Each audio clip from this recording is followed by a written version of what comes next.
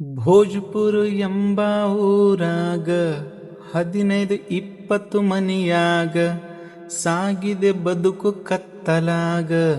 ವಿದ್ಯುತ್ ವ್ಯವಸ್ಥೆ ಸರಿ ಇಲ್ಲ, ಕುಡಿಯುವ ನೀರೇ ಬರುವುದಿಲ್ಲ.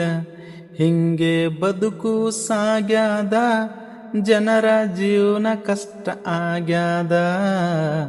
ಇದು ಎಂಥ ಜಗವು, ನ್ಯಾಯಕ್ಕೆ ಬೆಲೆಯೇ ಇಲ್ಲ ಭಯ್ಯ.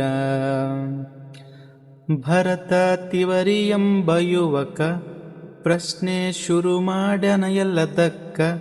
ಹಠ ಹಿಡದನ ನ್ಯಾಯ ಕೊಡಿಸ್ಲಿಕ್ಕ, ಸಮಸ್ಯೆಗಳ ವಿಡಿಯೋ ಹರಿಬಿಟ್ಟಾನ. ಸತ್ಯ ಎಲ್ಲರಿಗೂ ತಿಳಿಸ್ಯಾನ, ಅದನ್ನು ಕಂಡ ರಾಜಕಾರಣಿ ಅವನನ್ನು ಬಂಧಿಸಲು ಹೇಳ್ಯಾರ. ಅವರ ಕೈಗೆ ಸಿಗದ ಭರತ ಹೋರಾಟ ನಡೆಸ್ಯಾನ ಸತತ. ಇದು ಎಂಥ ಜಗವು, ನ್ಯಾಯಕ್ಕೆ ಬೆಲೆ ಇಲ್ಲದ ಜಗವು. ತನ್ನ ಜೀವದ ರಕ್ಷಣೆಗಾಗಿ ಕೊರಳಾಗಿನ ಚೈನು ಮಾರ್ಯಾನ, ಬಂದುಕು ಕೊಂಡು ತಂದಾನ. ಊರಿನ ಸಮಸ್ಯೆಗಳು ಬಗೆಹರಿಸದ ಸರ್ಕಾರ ಅವನನ್ನು ಮುಗಿಸಲು ತಿಳಿಸ್ಯಾರ. ಇದು ಎಂಥ ಜಗವಯ್ಯ, ನ್ಯಾಯಕ ಬೆಲೆಯೇ ಸಿಗದು ಕಣಯ್ಯ. 1000 ಪೊಲೀಸರು ಬಂದಾರ, ಊರಿಗೆ ಸುತ್ತುವರಿದಾರ.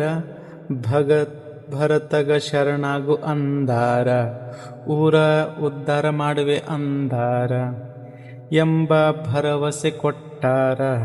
ಇದನ್ನು ನಂಬಿದ ಭಾರತ ಬಂದುಕು ಎಸೆದು ಶರಣ ಆಗ್ಯಾನ.